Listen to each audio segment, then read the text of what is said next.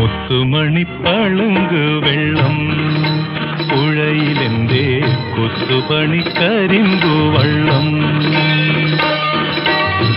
കോലസുനാട്ടിലെ കോവിലകത്തമ്മയെ താലി കെട്ടിക്കൊണ്ടുപോരണ കല്യാണവള്ളം മുത്തുമണി പളുങ്ക് വെള്ളം പുഴയിലെന്തേ